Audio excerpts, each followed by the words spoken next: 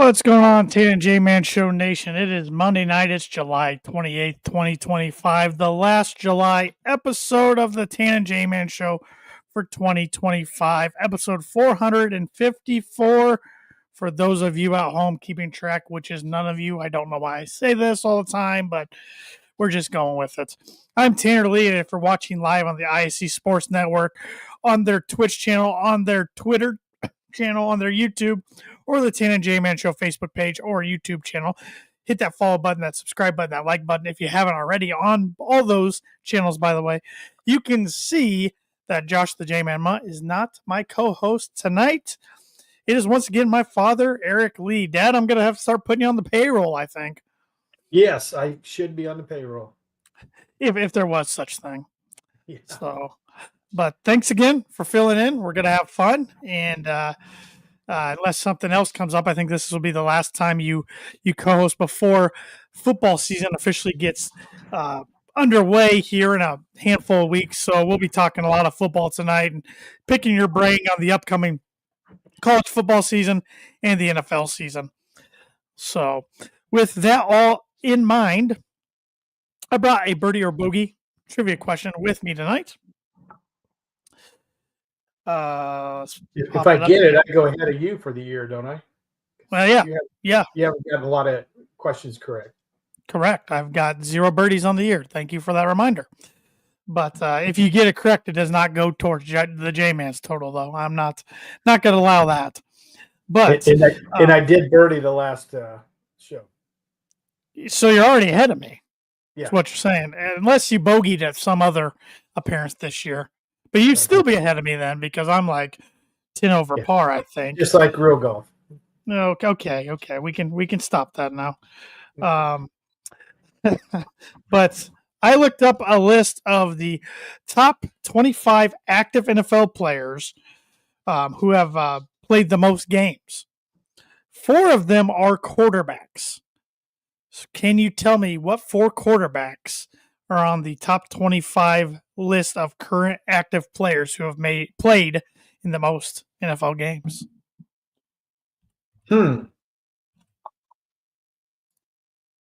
Well, actually played or dressed? It says games played. Okay. It says GP, so I'm going to take it for what it says. Okay. Because I was thinking of a guy who's been around forever that hardly ever plays, so that's why I was kind of curious. Yep. I'm just taking for what the website's telling me, but it could mean games dressed. I don't know. But it says GP, so I'm assuming that means actively played in the game. So, okay. Yep.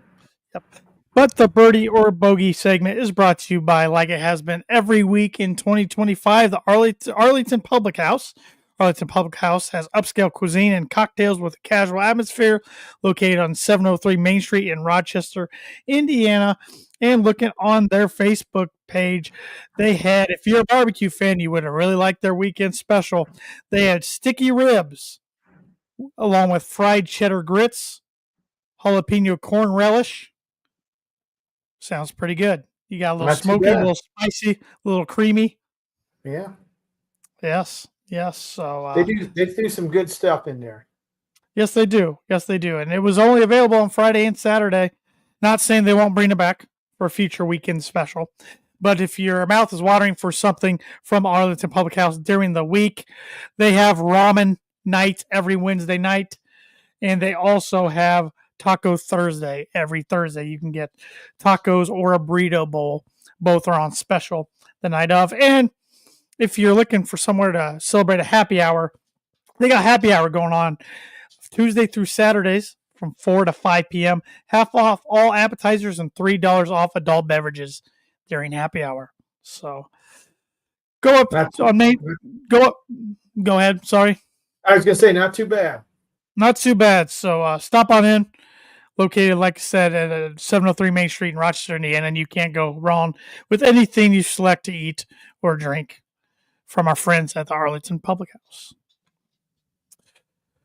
All right, Dad, we are, we've said it quite often when you've been on this summer. It's kind of the dog days of summer, but it feels like they're starting to come to an end. because baseball season's heating up. We got the trade deadline coming up here shortly, and we can definitely kind of start shifting on the pretenders and contenders for sure right now, and who's in the playoff picture, who's already out of the playoff picture, who's going to solidly be in there. But we also have NFL training camps are underway, got underway last week, and most teams around the collegiate world, I think all of them actually will get their camps going underway by the end of this week. So, and then high schools around the country will start kicking off here in the next 2 to 3 weeks, I believe. So it's would be pretty warm to put the pads on today, wouldn't it? It would, but I'm sure there's some schools already practicing. I know one of the schools up here by me, I was driving past their school yesterday, and I saw on their outside exterior sign that they start school August 6th, which is next week. Yeah, so, it's time. Yep, it's time. But with all that said, what do you want to start off with tonight? What topic? I know we have baseball we can cover, we got football we can cover, we got golf we can cover. You know what? It's the Tan and J Man show. So I'm leaving it up to the guest. I can go any route. Well, we can start with baseball. I don't have a great deal on it. As you know, I'm a Cubs fan, but not to the extent that the J-Man is. But Not many are. They have a big 3-game series coming up with the Brewers, who are the hottest team in baseball over the last 2 months, I guess.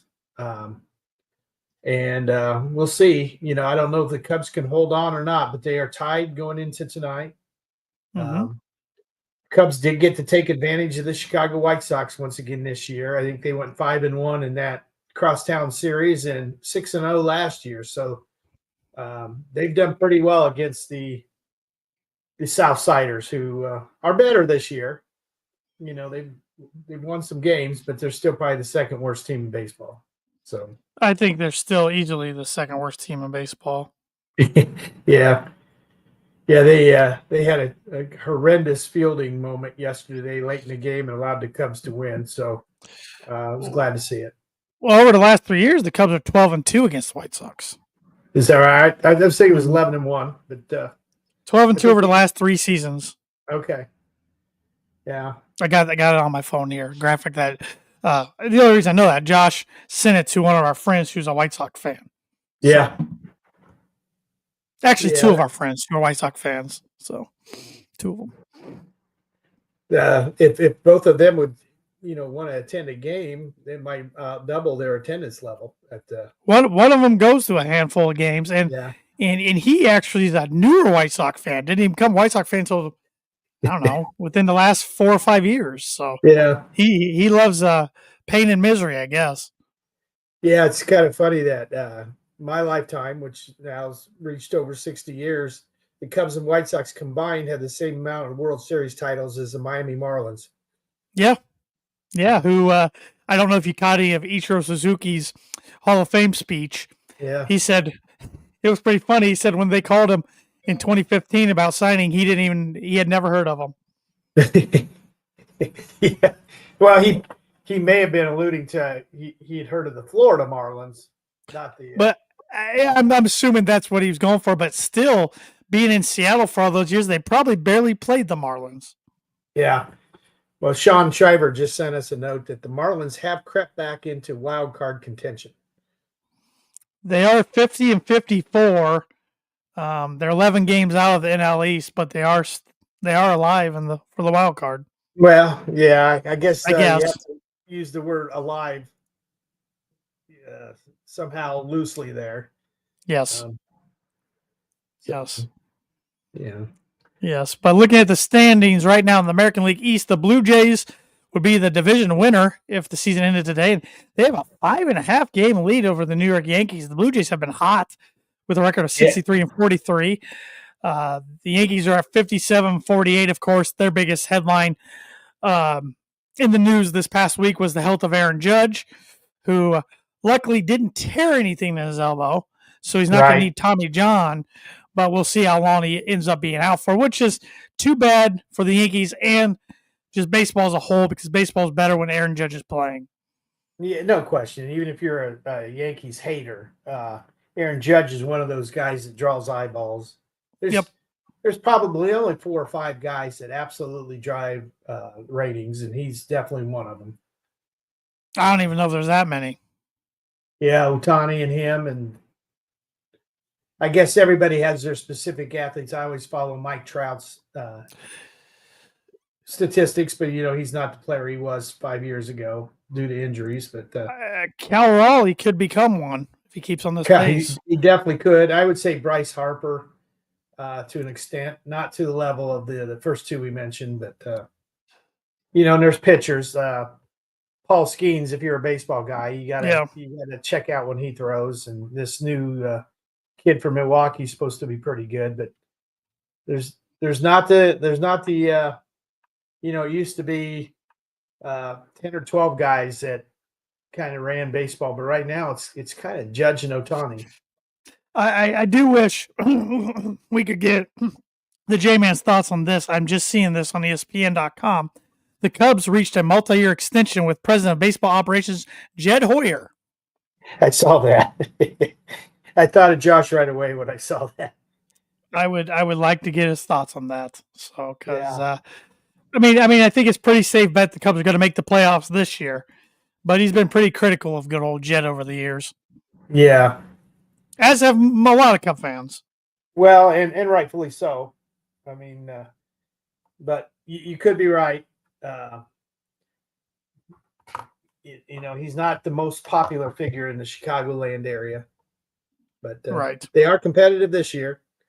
And, one other guy, I guess if you're a Cub fan, Pete Crow Armstrong's kind of must-watch TV, but maybe the shortstop for the Reds, but there's not too many.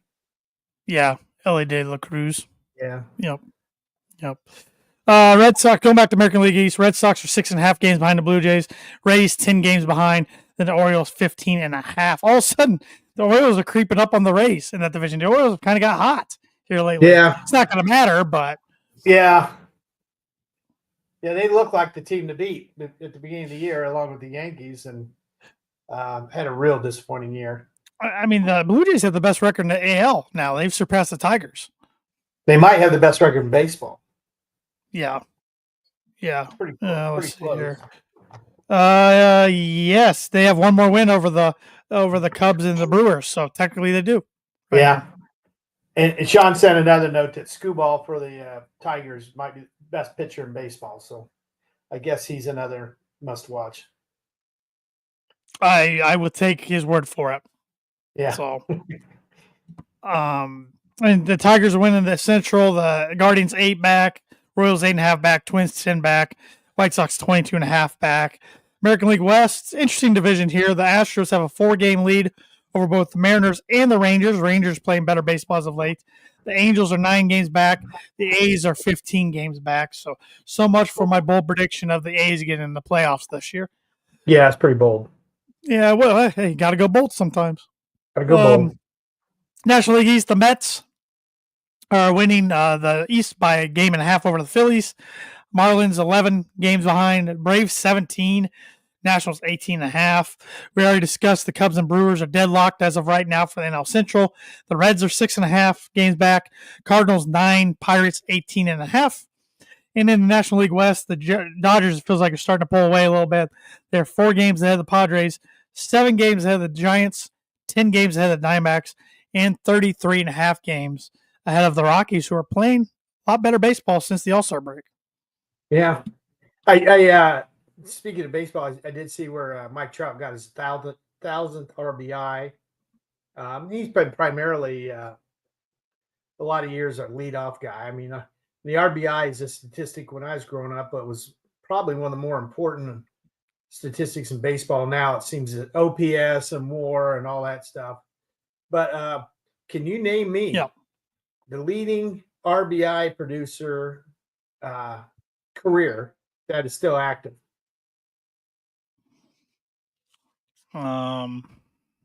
Give me a moment to think about this. Yeah, I'm going to go with Bryce Harper. No, he's above Mike Trout, but it's not him.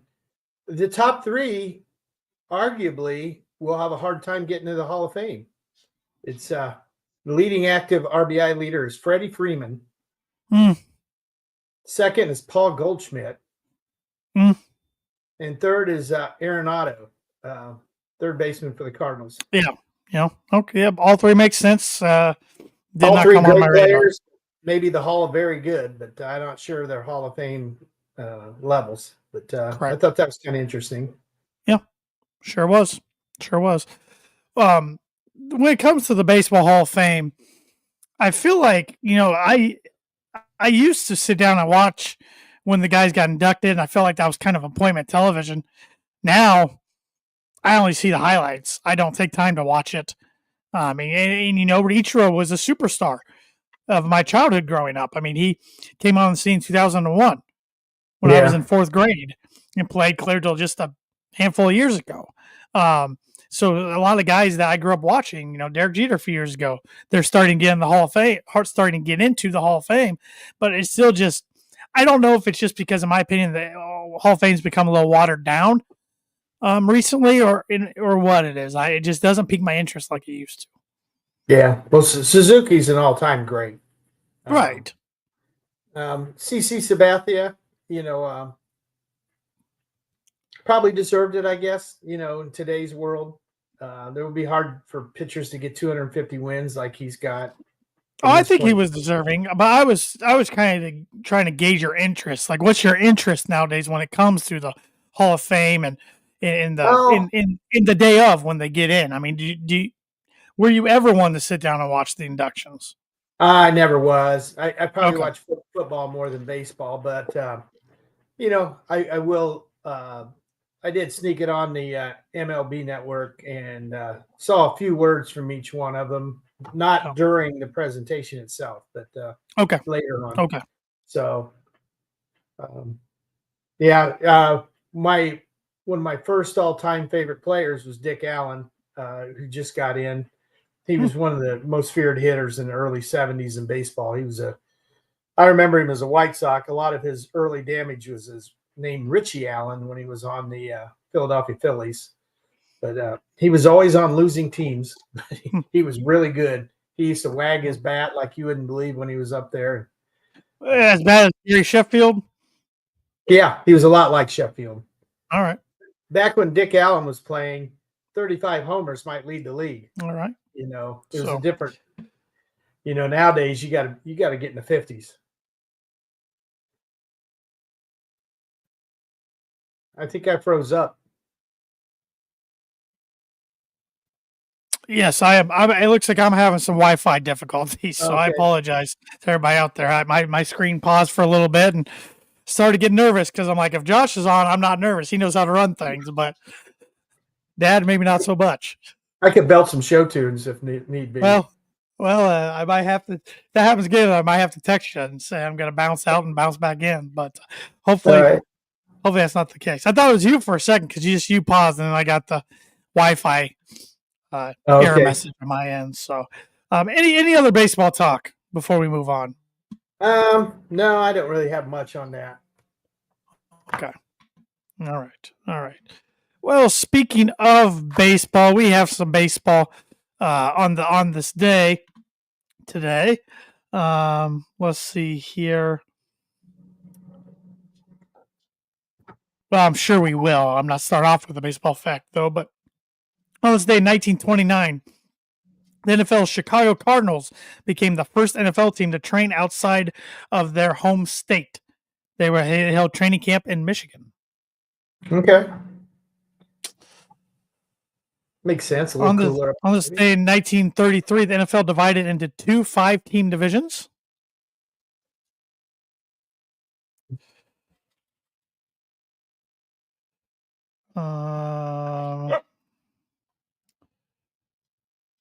Let's see here. We're struggling here. On this day in 1984, the 23rd modern Olympic Games opened up in Los Angeles. You remember watching those? I do. We wouldn't let Russia come. 1980, it was in Moscow, and President Carter at the time boycotted, had the American athletes boycott that particular Olympics. So, that's a shame that looking back at it, all the people that had trained their whole lives. And then 1984, a lot of the Eastern Bloc countries were not allowed in. Different time of the year. Well, I guess we have some of the same problems today, but it's always too bad when somebody can't compete in the Olympics. Yeah, it's too bad that politics get in the way of the Olympics from time to time. Always has, always will. Yep. Thursday, 1989, Braves' Dale Murphy hit 2 3-run home runs in an inning, becoming the 14th man to hit 2 home runs in an inning and tied the record of 6 RBIs in an inning. Yeah, that's a pretty good inning. On this day, 1991, Dennis Martinez pitched the 13th perfect game in baseball history. I think he was on the Montreal Expos at the time, maybe. Okay, his picture on the website, his headshot's on the Orioles, but that doesn't necessarily mean he was on the Orioles at the time. He did pitch for the Orioles, but I was thinking he did it for the Expos. I could be wrong. Okay. I'm going to take your word for it.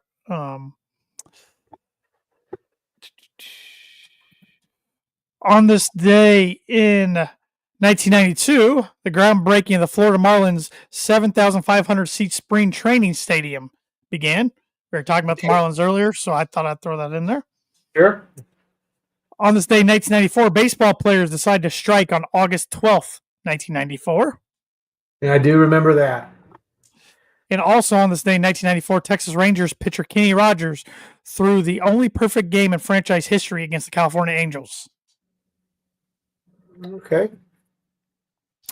On this day in 1995, Art Modell's rep began secret talks to move the NFL team, the Cleveland Browns, to Baltimore. Yeah. He's not very well liked to this day in the city of Cleveland. No. He never Rightfully had those so. Browns in the Super Bowl, and they've never been in the Super Bowl. Well, the Ravens have made it a few times, but the city of Cleveland is still looking for an appearance. On this day in 1996, New York Yankee Darryl Strawberry hit his 300th career home run. Okay. On this day in 1997, New York Rangers center Mark Messier signed with what team for $20 million over 3 years?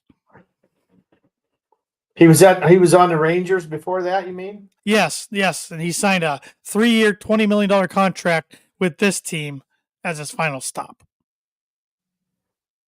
Did he go back to Edmonton? Close. Vancouver Canucks. Okay. I honestly thought he ended his career as a Ranger, so that's news to me. And I am right. Martinez's perfect game was with Montreal. Well, speaking of Martinez, on this day in 2015, Pedro Martinez, jersey number 45, was retired by the Boston Red Sox. Yep, deservedly so. My least favorite baseball player of all time. A lot of senior British Open trivia. Yeah. I'm not going to ask you any of that. That's not as good as the regular. So, and we got some Olympic stuff in 2021, but nothing that I think it's all swimming and non-USA team related swimming. So I'm not going to ask you that either. So I'm going to wrap this one up for this week for On This Day. And the On This Day segment is brought to you by, like as every week, Mooney Wood Laser Crafts. Mooney Wood Laser Crafts is a veteran-owned and operated woodcraft shop based out of Texas with Indiana grassroots. They provide 100% hand-cut custom designs that fit your needs, and their pieces are a great addition to any home, office, or man cave. You can see some of their recently completed projects by visiting them at Mooney Wood Laser Crafts on Instagram and on Facebook. And if you let them know the Tan and J-Man Show sent you, you get 15% off your first sign order or any order now that they're doing laser work. Thad sent me some designs last night. He's been working on some tumblers for a couple of clients, and he's got that laser working. He's doing some impressive stuff. So if you want anything laser engraved or any engraving on any wood for a sign or anything, growth chart, anything like that, hit that up. And he'll take care of you and let him know the Tan and J-Man Show sent you, so you get 15% off. Okay.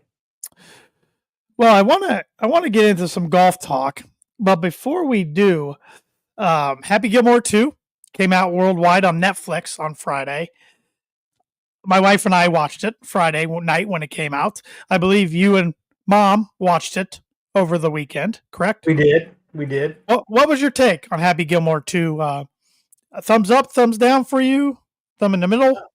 More up than down, just because it's you knew what you're getting. It's a little slapstick. It's some crazy stuff, and Adam Sandler seems like a pretty good guy. He had he had a lot of performers on there, through the golf world or the entertainment world.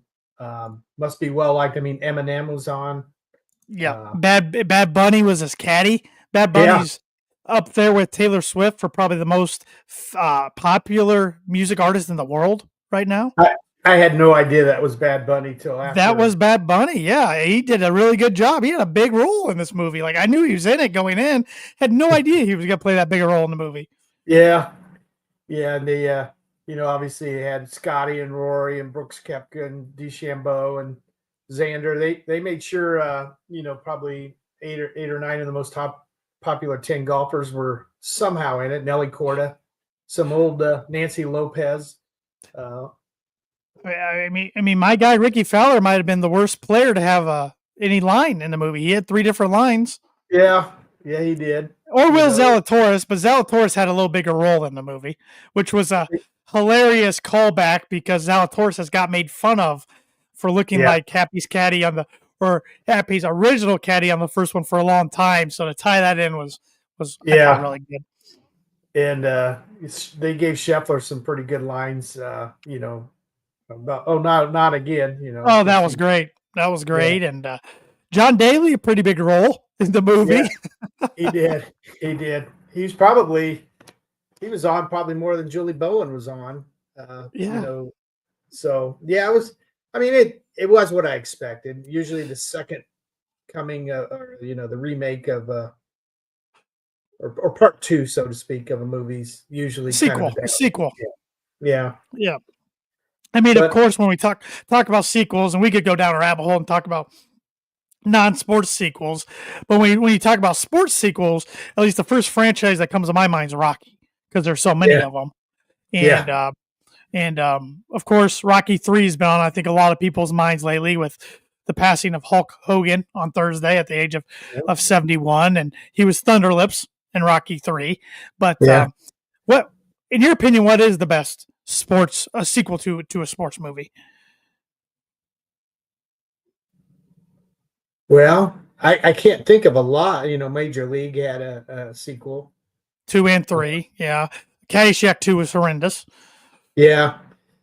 Yeah, it really was. I mean, at least Happy Gilmore 2 was probably a little closer to being decent than Caddyshack 2.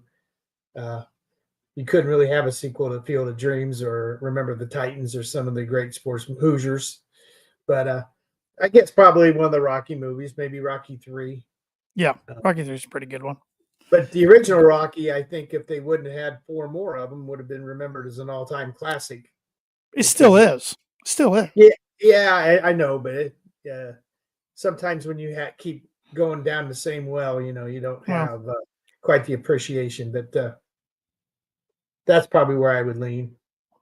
What's your? And I know we are going down a little bit of rabbit hole here, but what is your favorite sports movie of all time?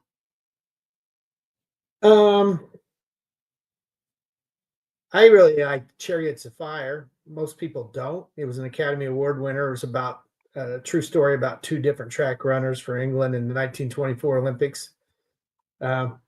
Just as a basketball fan, I did enjoy Hoosiers, which is loosely based on a true story. There's different types. There's been so many good sports movies, and there's been so many bad ones. I haven't seen some of the all-time great boxing movies.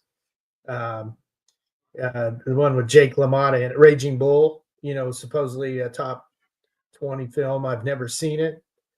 I haven't even seen $1 Million Baby, so I don't know if I'm really qualified for some of it, but I even get a kick out of some slapstick ones like The Replacements. When that comes on TV, I'll usually turn it on. So, but I would say the first couple I mentioned, Chariots of Fire and Hoosiers. I got to go with Remember the Titans. Remember the Titans is not only my favorite sports movie, it's my favorite movie. Yeah, that's a good one. That's one I have to, if it's on TV, I'm stopping, I'm watching it, especially around football season. So great music background in a lot of that film too. So I think football is the sport that has the best. Maybe no, I take it back. Baseball. Baseball's got the best collection, but football's pretty close. Yeah, Field of Dreams was a classic. Bull Durham had its moments. Moneyball, pretty darn good for a newer one. Yeah, you're right. I had forgot about that. But, yep. Underrated one's League of Their Own. I think that's an underrated sports movie that doesn't get enough praise. Yeah. Tom Hanks, manager. Yep. So yeah. All right. Got a comment from Sean that Burt Reynolds is longest yard.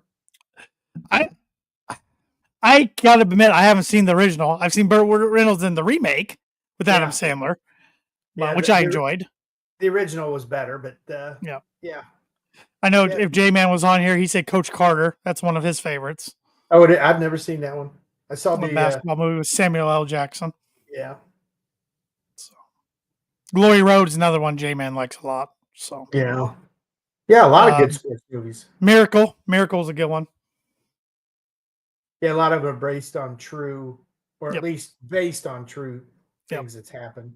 Yep. But last thing I want to mention as far as movies, but in regards to Happy Gilmore too, and I'm not going to say it because for one, I don't want to ruin it for anybody, and two, the FCC would come after me since it's got cursing in the line. But I thought Vern Lundquist had the funniest line in the movie. Yeah, I mean, I popped and laughed out loud. That was pretty unexpected. Oh, that was great. Yeah. Good old Vern. He's probably 90 now, Yep. So, all right. Well, let's talk about actual golf going on in the world with PGA Tour and even Live Golf, which some of the pros of Happy Gilmore too, I felt like was trying to hit on a little bit of PGA Tour versus Live a little bit, but I mean in a very out there type of way. Yeah. But what's piquing your interest right now? I know we got the Wyndham tournament coming up on the PGA Tour, which is the last regular season event before the FedEx Cup playoffs start. And Live, we got a couple more tournaments. Got one coming to Indiana here in a couple weeks, the 15th through the 17th of August. And speaking of Live, Joaquin Niemann, 5th win of the season. Pretty impressive what he's doing. He's a top 10 to 15 player in the world. It's just too bad for him that when he has an opportunity to show the world, outside the Live arena, he has not been very good. I think he was maybe top 15 at one of them, but I think he missed the cut 3 times. You only get your chance 4 times a year to, and this is the first year in the last 3 a Live player has not won a major. So, I'm sure deep down the PGA guys are just smiling about that. They had some chances. DeChambeau and Rahm in the PGA, it looked like in that back 9, and then Carlos Ortiz and Tyrell Hatton in the U.S. Open. British Open, not so much. A couple backdoor top 10s at Hatton and DeChambeau, but they weren't. Nobody really was seriously in it except for Scotty. So, the Wyndham, that's interesting because this year they changed the FedEx playoffs where the top 70. It used to be at one time it was 125, then they drop it, and then they drop. That is a 4-week deal. They've done it now to 3 weeks. I think they go some 70 to 50 to 30, I believe. Do you like that or no? I do. The one thing I'm a little bit. If you get in the top 50, you automatically get in these 8 designated events next year, which 4 or 5 of them don't have cuts. Mm-hmm. So once you're in the top 50, unless you play horrible, you're probably going to stay in it for at least another year. Doesn't give a lot of room for a lot of these 24 to 27-year-old kids that just coming in, they don't get those special tournaments to make the big points and the big money. I I think if you go between 70 and 100, the top 100 automatically come back next year as at least PGA Tour member. I think it counts after this week. The fall season is included in that. If you're between 70 and 100, if you're in the top 70, you're there to stay. Top 50, then you get all the Right. big events next year too. I guess I don't mind it because you're rewarding players for really good play. And I get what you're saying about like the young guns, 24 to 27-year-olds coming in, not getting the same opportunities. But also on the PGA Tour side, you got to do something to keep some of these older players happy, or these players that have had a lot of success, because Live Golf's still willing to throw money out there and try to entice some of the guys to come over. I'm sure. And then they have what do they call it, the PIP, or at the end of the year or whatever, where popular guys make even more money. Yeah. So what the Live really did is really increase the purses and stuff for the PGA. Yeah. You know, these invitationals they have are 72 players playing 72 holes, much like the Live player, 54 players playing 54 holes without a cut. Right. One of the great things that Live does do is if you get tickets, like, and you and I are going to a round, and I've taken you to rounds before into PGA where Ricky Fowler didn't make the cut. So, you know, hey, I've only been to one tournament that he was in that he didn't make the cut. Well, that was last year. But if you're going to a Live event, you're guaranteed to see your guy, right? No matter what day. Just true. Or your team, if you like a team. Yeah, and that's where that team competition comes in handy, because it gives them a reason to keep trying on Sunday, even if you're 15 strokes behind. Yeah. Knowing you're going to get paid a minimum of 120 grand for being last. But and then Ryder Cup will be interesting to see how many Live guys besides Bryson, if any, get on the team. I think there'll be 3. I think 2 European, Rahm and Hatton.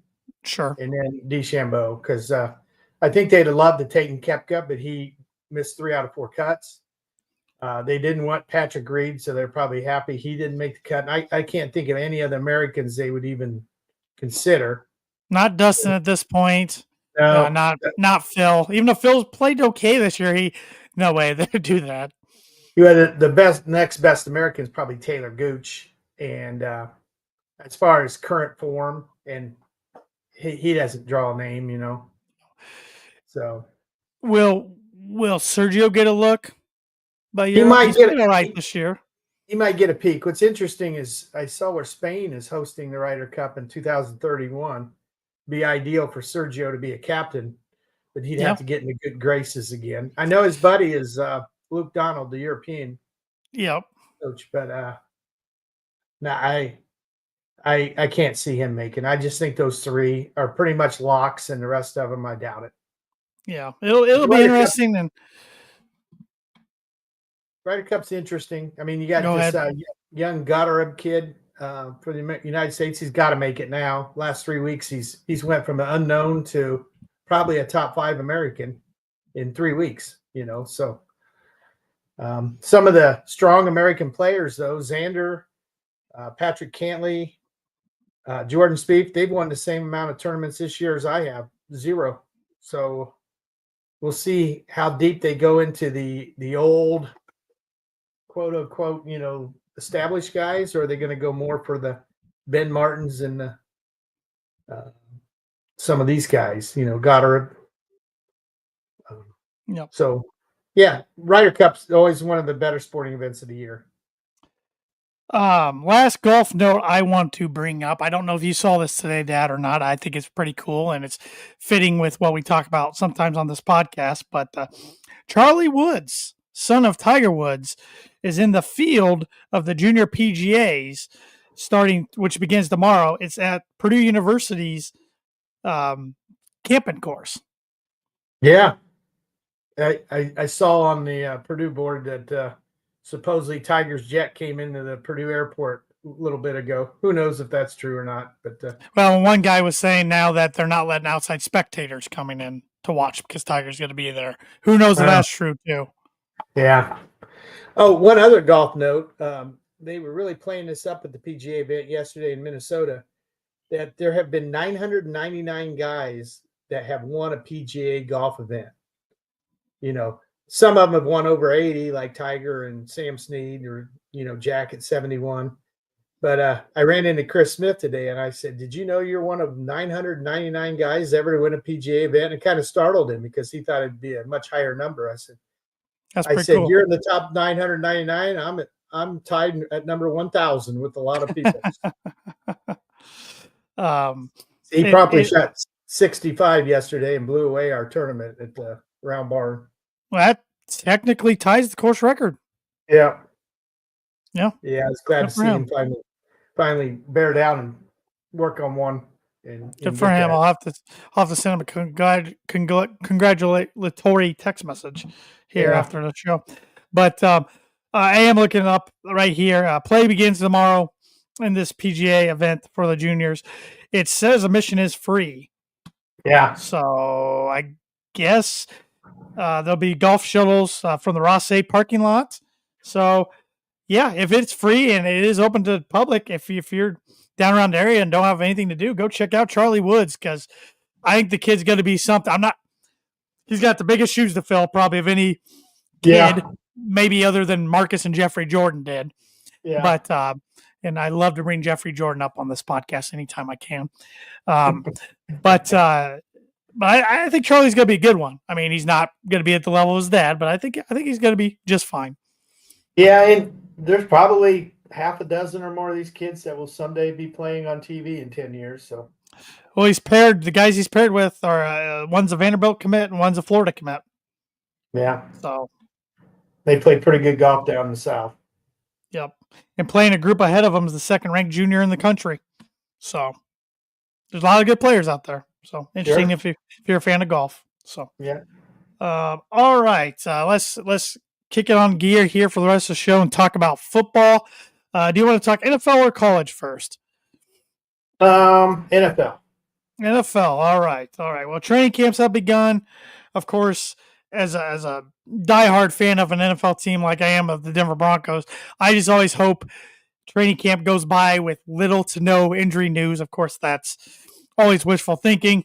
Broncos already had a linebacker go down. It looks like he's going to be out 4 to 6 weeks, which is better than initially feared. And Drew Sanders, who hurt himself last year in training camp and wasn't available until the end of the year last year. So, but also another thing that's always newsworthy is quarterback battles.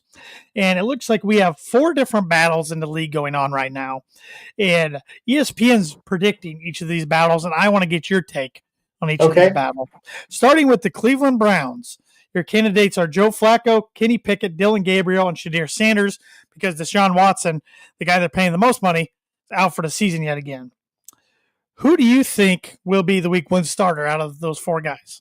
If I had to guess, I think Joe Flacco will be week 1.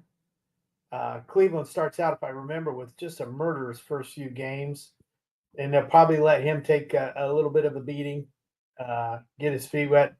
And I actually think probably Shadur will be the second guy to come in. Didn't Kenny Pickett suffer some minor injury? Hamstring, I believe. Well, if he did, that's news to me. He could have. This article on ESPN was written this morning, and they predict that Pickett will be the week 1 starter. Okay. I thought I saw that just today. He does have a hamstring. Yeah. But they still think, man, if he's the week 1 starter, I think that means Joe Flacco's probably done. Yeah, I don't know why they even signed him. Well, and I still don't know why they drafted both Gabriel and Sanders, to be honest. Yeah. I did hear on ESPN this morning, the guys were saying, well, Sanders is easily a first-round talent. I'm not sure. I've seen a lot of people with much more baggage on their plate than he did that people ignored and went ahead and drafted. So I have no idea why he fell so much. He did hold on to the ball a lot in college, and got sacked a lot like Caleb Williams did last year with the Bears. Yep. So I don't know. Dylan Gabriel's one of the all-time leading passers in NCAA football history, but he doesn't have size.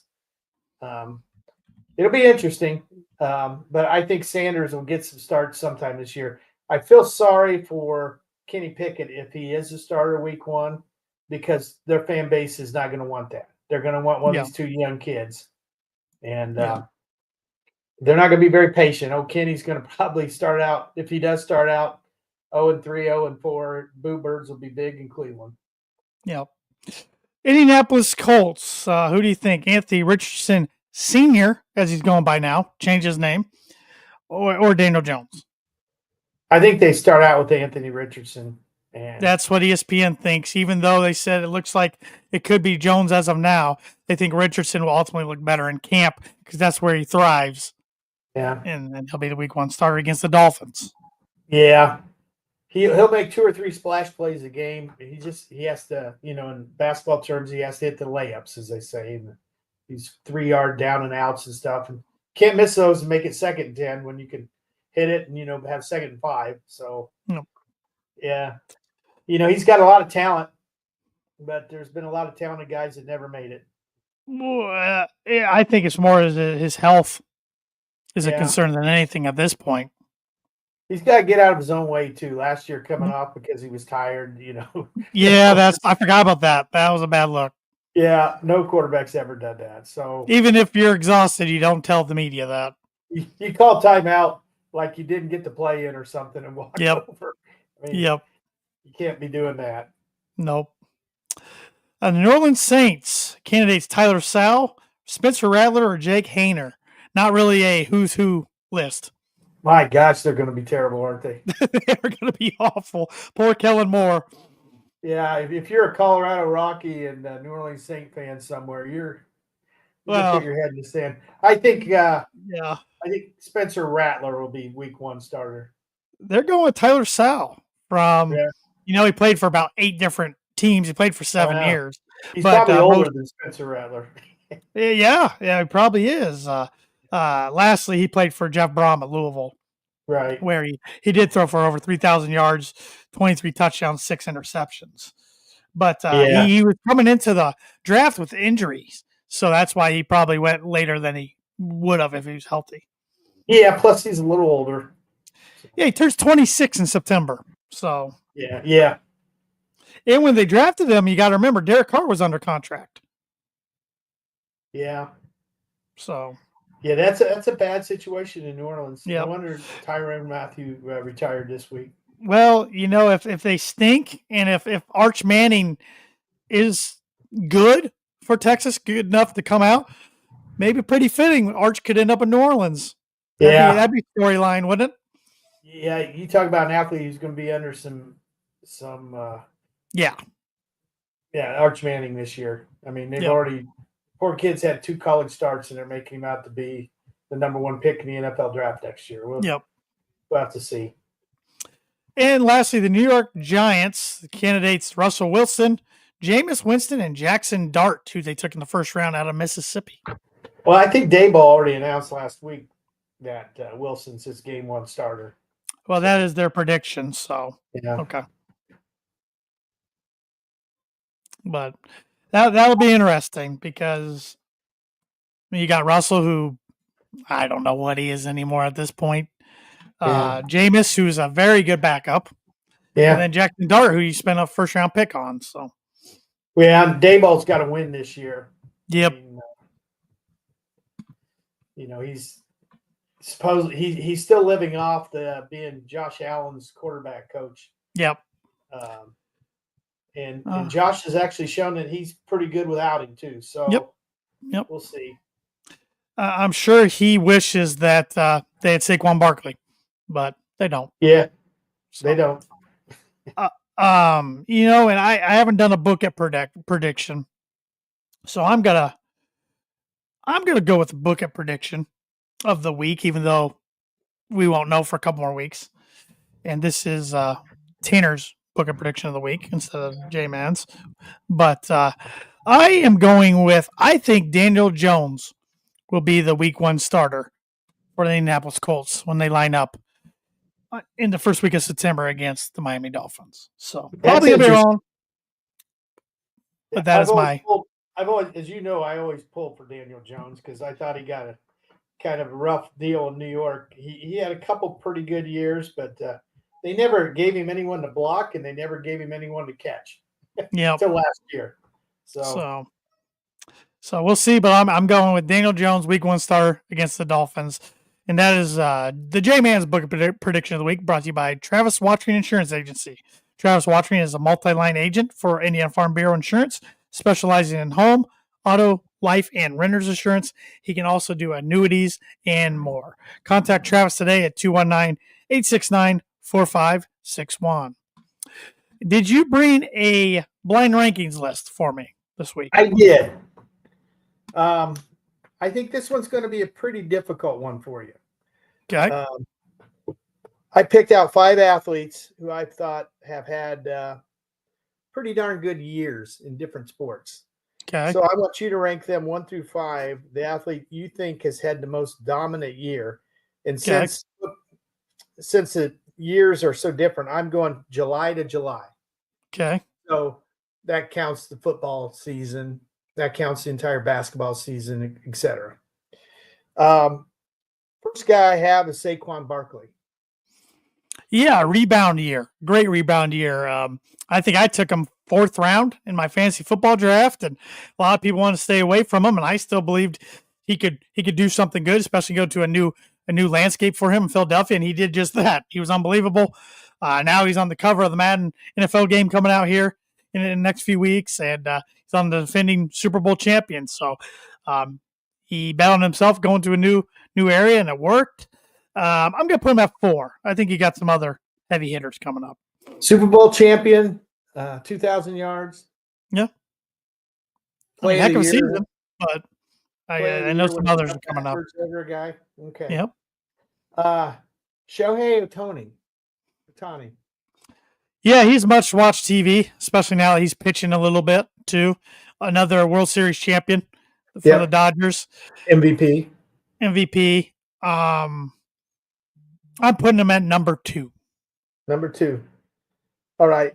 Scotty Scheffler. Scotty's my number 1. He's had 2 majors, a FedEx champion, a gold medal, and about 7 or 8 other tournaments. He's my number 1 because of, anytime you can be compared to one of Tiger Woods' historic runs, you're doing something pretty incredible. And the guy's the favorite every time he tees a golf ball up. And unlike these other athletes who have pieces around them or a team around them, golf, it's you and your caddy against elements out there, different courses, 100 plus guys, the most talented golfers in the world. So I'm going with Scotty, number 1. So you think he maybe had the most dominant year of any athlete? Yeah. Okay. My 4th guy, if I mispronounce his last name, I am sorry. Alex Palou won the Indianapolis 500 and has won 8 IndyCar races this year. Yeah, that's pretty remarkable. I knew he won the 500. Didn't know he had won 8 this year alone. 8 out of 13. He's finished first with a couple seconds. Season's not over.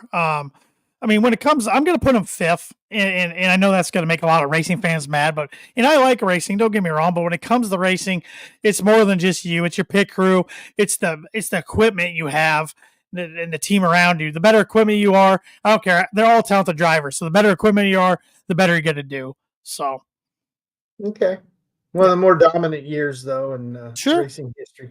Sure. And my last guy is Shea Gilgeous-Alexander. He's number 3. Led the league in scoring, was the MVP of the league in the finals MVP. And probably led the league in free throw attempts. I'm not sure about that, but it felt that way. Watching the playoffs. No, great year for him. Like I said, deservingly so. I think if I had to re-rank it, I'm sticking with my top 2, Scotty and Shohei. But then I'm putting Saquon 3, Palou 4, and then SGA 5. Really? Yeah. Okay. Yeah. If Caitlin Clark hadn't have been hurt, I would have put her on the list. But yeah, I almost gave you the people who have changed their perception of them or have either up or down. Like Bryson DeChambeau is now really well liked, where he used not to be, and somebody like Angel Reese isn't as well liked as she was maybe 2 years ago. So That's an interesting one. yeah. So that was a good list, though. And that's the blind ranking segment, which is brought to you by Performer Print 2 Promo Group. If you're looking for a trustworthy, dependable resource for your next trade show, company picnic, or sales meeting, Performer Print 2 Promo Group has over 50 years combined experience in promotional products and commercial print. They strive for fast and efficient response to all your print needs, so you look no further. Let them be your one-source print and promotional company today by giving Barbara Van Weinsberg a call at 574-210-3815. And I know we are running out of time. We only got 4 minutes left, but I want to get your thoughts on NFL and college football right now, real quick. So, as of right now, on July 28th, who is your pick to win the Super Bowl? Buffalo Bills. I'm riding my name, Josh Allen. All right, this is the year they get it done, huh? He's going to catch the ball this year. Well, if he gets it done, I think Buffalo's building him a statue. Yeah, well, they should. They've never won it. I know. They've been close, but never got it done. Flipping gears to college football real quick, big headline today. Deion Sanders held a press conference with his medical team, and it was good news. It was good news. He is they revealed that earlier this year he was diagnosed with bladder cancer, and now he's cancer-free as he's had his bladder removed. I'm not sure any other coach around the country would have went about it that way. They probably just would have notified the media and not held a press conference with the medical team. But Deion does things a little differently than any other coach. His attire was dressed differently than any other coach. But I'm glad he's okay. I thought it was going to be with a situation where we were going to see him step away due to health reasons. And then that would have caused an uproar from the media for a lot of different reasons, even though it shouldn't when it involves somebody's health. So how do you think Colorado is going to be this year? I mean, they lost Deion Sanders, lost the number 2 overall pick and Travis Hunter. I think they're probably going to be they were at 8-4 last year. Yes. And they lost the bowl game. I think they're going to be very similar. I think they're starting to bring in talent because of Deion.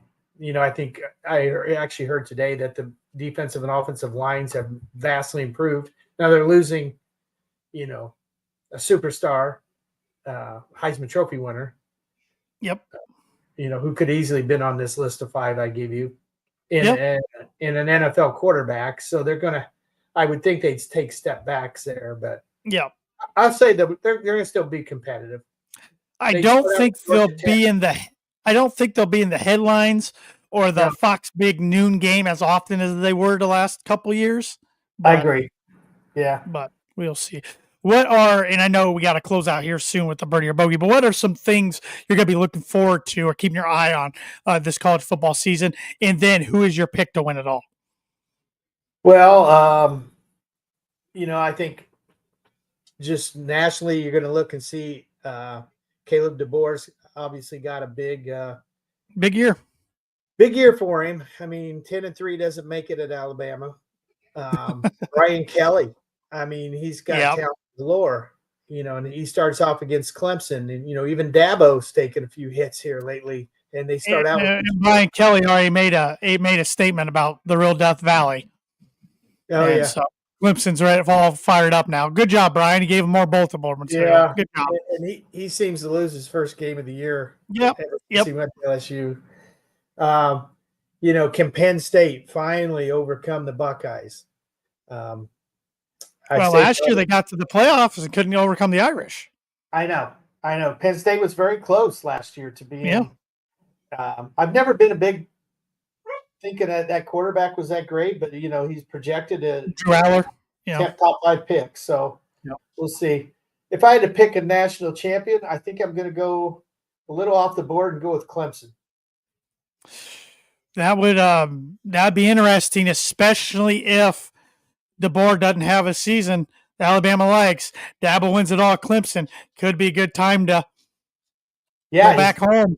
Is that even a big step up?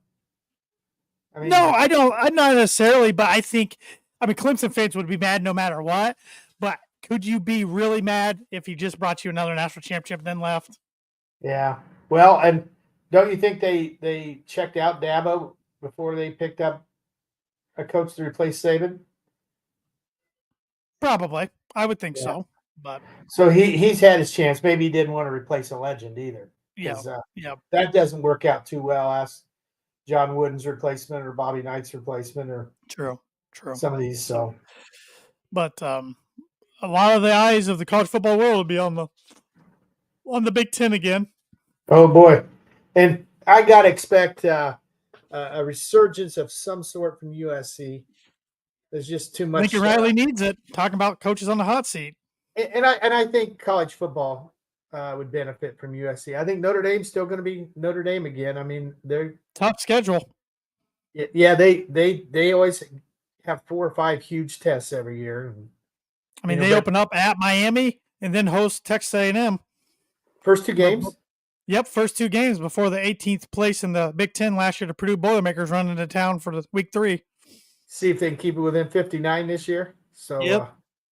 Yeah, that is a tough start. But yeah. Notre Dame can lose 2, maybe 3, and still get to the playoffs. So, because they're still going to have some games that are automatic wins too. That's what. Well, they thought that about Northern Illinois last year, but it was a blessing in disguise losing to them, honestly. So yeah, no doubt. And lastly, last question before the birdie or bogey, what do you expect out of Indiana and Purdue this year for football? I think for Purdue, my expectations aren't high. I would take a 4 or 5 win season and call it a huge success. I think they are building something for the future there. I'm happy with the coach. Indiana, it's very strange. What they did last year came as a complete surprise. The schedule was unbelievable for them, but this year I know they've got 3 or 4 tests in the Big Ten. But I expect I think the guy can coach as much as unlikable as he can be. So I'm expecting maybe 8-4 out of him. Yeah, that's kind of what I'm thinking. So, yeah, they do have tests. Illinois at home, at Oregon, at Penn State off the top of my head. So and I know they play Iowa. That's always a tough game. I don't care where it's at. So, we'll see. So, all right, going back to the birdie or bogey question, I looked up the top 25 active NFL players who have played in the most games. 4 of them are quarterbacks. Can you name those 4? Well, I would think Matthew Stafford. Matthew Stafford is the number 8. Yes, he is one. He's number 8 overall with 222 games played. I would think Joe Flacco. Joe Flacco is on the list, number 21 overall with 196 games played. I would think Russell Wilson. Russell Wilson is number 17th on the list with 199 games played. The other one was really difficult. I tried to go through all the teams in my head. I'm going to go with, I don't know. Is it Jared Goff? It is not Jared Goff. My other one I was thinking was Geno. Not Geno Smith either. You're going to kick yourself. I'm giving you a par. You got 3 out of 4. It's Rodgers. It's Aaron Rodgers, who's number 4 on the list with 248 games played. Yeah, it did. I was going through that division. I said, Burrow, no. Jackson, no. Yeah, and you forget that he's in Pittsburgh now. Yeah, I forgot Calais Campbell's played in the most games for active player, 261. Well, it's easy to forget Aaron because they're never ever talking about him on TV. Well, I would leave that for another day. But Dad, thank you for filling in for the J-Man yet again, and I'm sure we'll talk to you sometime soon, probably sometime when football season is underway. All right, have a good time. And join us again next week, everybody, for episode 455 of the Tan and J-Man Show. Same time, same channel, same audio podcast platform. Have a great week, everybody.